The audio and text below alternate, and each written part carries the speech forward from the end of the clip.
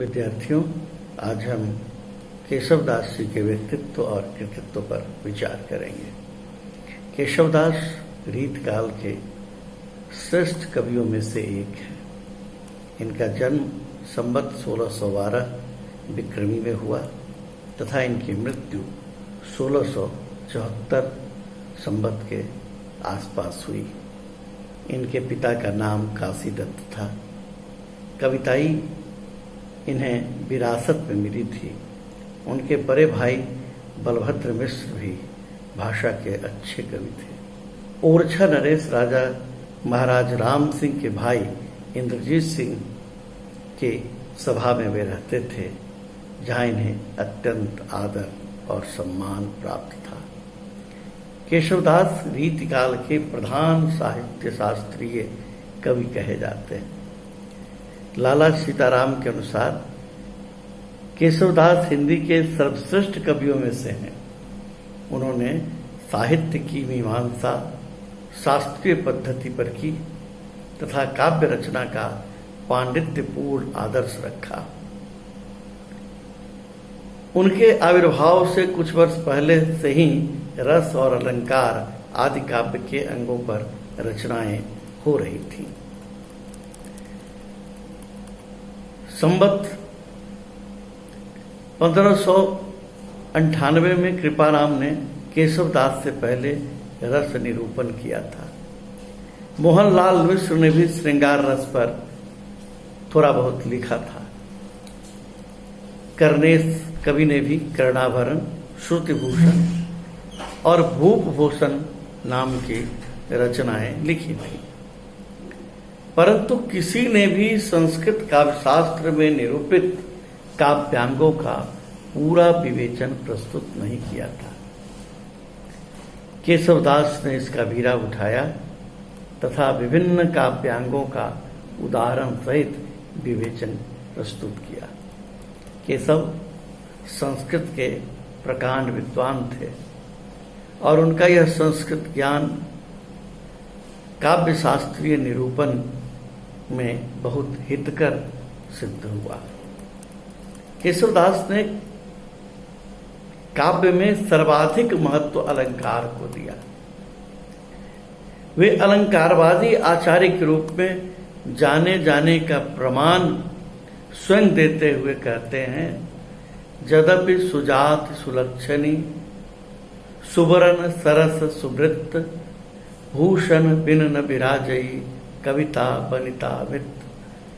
आचार्य शुक्ल लिखते हैं कि अपनी इसी मनोवृत्ति के कारण उन्होंने भामह, उद्भट और दंडी आदि प्राचीन आचार्यों का अनुसरण किया, जो रस, रीति आदि सब कुछ को अलंकार के अंतर्गत ही लेते थे। साहित्य शास्त्र को अधिक व्यवस्थित और समुन्नत रूप में लाने वाले मम्मट, आनंदवर्धनाचार्य और विश्वनाथ का नहीं। अलंकार का सामान्य और विशेष दो भेद करके इन्होंने इसके अंतर्गत वर्णन की प्रणाली ही नहीं बल्कि वर्णन के विषय भी ले लिए हैं। अलंकार शब्द का प्रयोग इन्होंने व्यापक अर्थ में किया है। बाद में जो हिंदी में लक्षण ग्रंथों की परंपरा चली, उसका आधार भी केशवदास ने ही तैयार किया।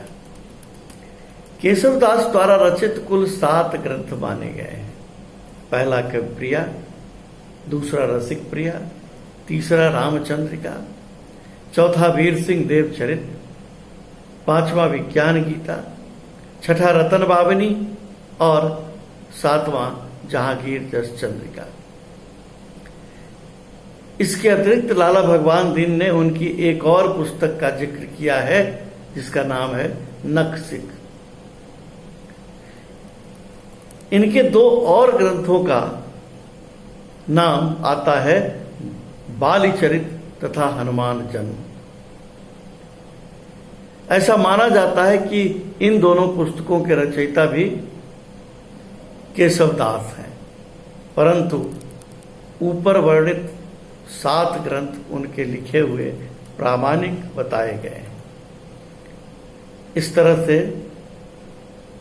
उनके प्रामाणिक ग्रंथों को हम 3 श्रेणियों में विभाजित करके देख सकते हैं।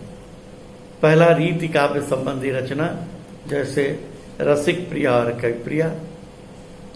दूसरा, साहित्यिक रूप से लिखी गई राम काव्य की रचना,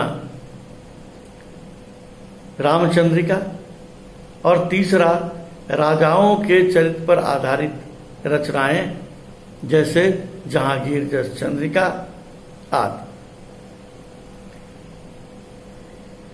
इस आधार पर केशव की रचनाओं को हम एक साथ चारण काल, भक्ति काल और रीति काल तीनों का मिला जुला रूप कह सकते हैं। केशव रीति काल और भक्ति काल के संक्रमण के कवि हैं। केशव उस वक्त आते हैं जब भक्ति काल समाप्ति की ओर होता है और रीति काल की शुरुआत होती है। आचार्य शुक्ल सहृदयता और भावुकता को काव्य का प्रधान गुण मानते थे। अतः वे लिखते हैं कि केशव को कभी हृदय नहीं मिला था, उनमें वह सहृदयता और भावुकता न थी। वे संस्कृत साहित्य से सामग्री लेकर अपने पांडित्य की धाक जमाना चाहते थे। केशव का भाषा पर स्वाभाविक अधिकार नहीं था। अपने काव्यों में उन्होंने संस्कृत काव्यों से उक्तियां लेकर भर डाली हैं। उक्तियां तो उन्होंने संस्कृत से ली, पर उन उक्तियों को स्पष्ट रूप से व्यक्त करने में उनकी भाषा समर्थ नहीं रही। पदों और वाक्यों की न्यूनता, अशक्त फालतू शब्दों का प्रयोग और संबंध का अभाव के कारण भी उनकी भाषा अप्रांजल और उभर खाबर हो गई और तात्पर्य भी स्पष्ट रूप से व्यक्त करने में असमर्थ दिख पड़ी। केशवदास की कविता को कठिन कहे जाने का कारण भी यही है। इसीलिए कुछ लोग केशव को कठिन काव्य का प्रेत भी कहते हैं। कुछ लोगों ने तो केशव के बारे में यहां तक कह डाला कि कवि को दैन न चाहे विदाई, बूझे केशव की कविताई। लाला भगवान दीन के शब्दों में केशव काव्यों के आचार्य के रूप में सामने आते हैं। उनकी कविताई उनके आचार्यत्व के सामने दबी हुई दिखलाई पड़ती है, पर एक कवि के रूप में बहैसियत उनका स्थान ऊंचा है। पांडित्य तो ऐसा अगाध है कि कहते ही बनता है। पांडित्य प्रदर्शन की चेष्टा उनके काव्य में भरपूर है। इसीलिए कुछ लोगों का कहना है कि केशव न तो कवि बन सके न आचार्य ही बन सके। आचार्य रामचंद्र शुक्ल उनकी स्थिति को स्पष्ट करते हुए कहते हैं, केशव की रचना में सूर, तुलसी आदि किसी तन्मयता और सरलता चाहे न हो, पर काव्यांगों का विस्तृत परिचय कराकर प्रयोग के लिए उन्होंने मार्ग खोला। केशव ने 2 प्रबंध काव्य लिखे थे, एक वीर सिंह देव चरित्र और दूसरी रामचंद्रिका। वीर सिंह देव चरित्र दान, लोभ आदि के संवादों से भरा पड़ा है, पर जिस पुस्तक के लिए केशवदास हिंदी जगत में जाने जाते हैं वह है रामचंद्रिका। केशव उक्ति वैचित्र और काव्य क्रीड़ा के प्रेमी थे। जीवन का गंभीर अध्ययन उन्हें नहीं था। जीवन के मार्मिक पक्ष की ओर उनकी दृष्टि कम ही गई है। प्रबंध काव्य रचने की क्षमता का उनमें अभाव दिखता है। प्रबंध काव्य के लिए कथा की गंभीरता, संबंधों का निर्वाह तथा मार्मिक स्थलों की पहचान होनी चाहिए। उसमें दृश्यों का स्थानगत विधान भी होना चाहिए, पर रामचंद्रिका में इसका सर्वथा अभाव दिखलाई पड़ता है। रामचंद्रिका को सफल महाकाव्य के रूप में नहीं, बल्कि स्वतंत्र रूप से किए गए पदों का संग्रह कहना ज्यादा उचित होगा।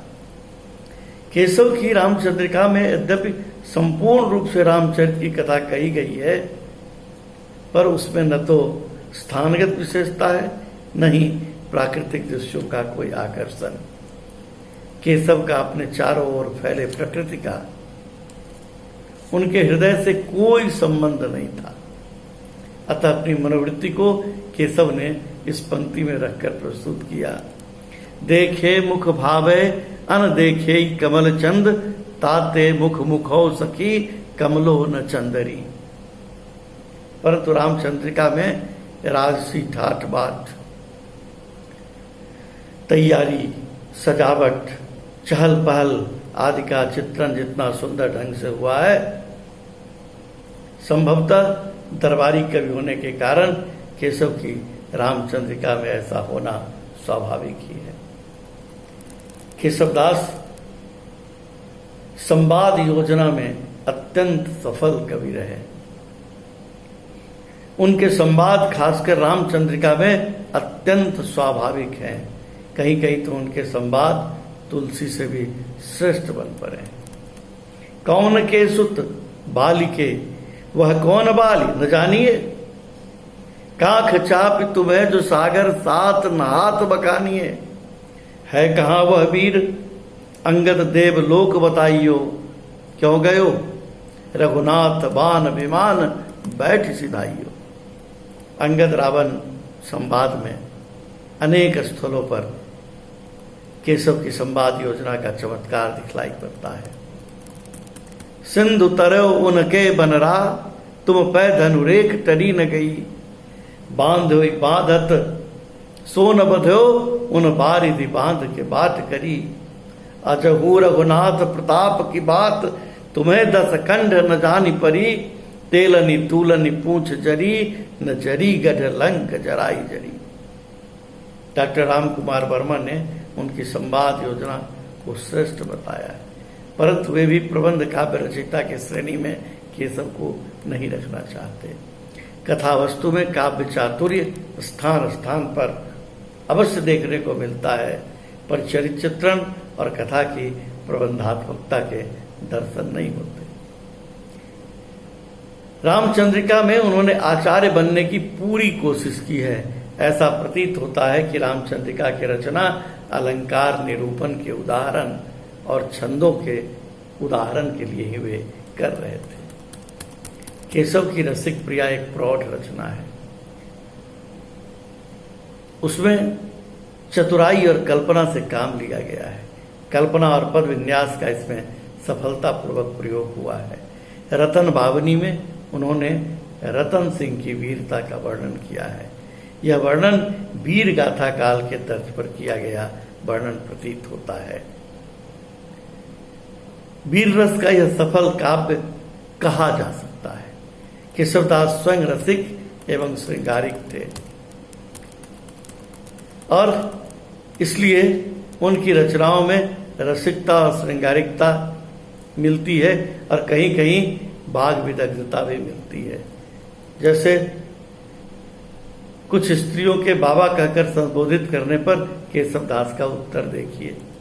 केशव केसन अस करी, जस अरिहून कराई। चंद्र बदन मृगलोचनी, बाबा कही कही जाए।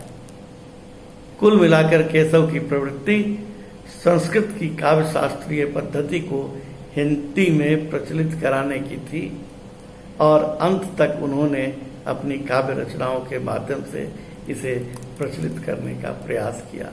हिंदी के परवर्ती प्रायः सभी श्रृंगारी कवि उनकी उक्तियों और उनके भाव व्यंजना से प्रभावित रहे हैं। मध्यकाल में केशव एक और आचार्य और कवि दोनों रूपों में प्रतिष्ठित हैं।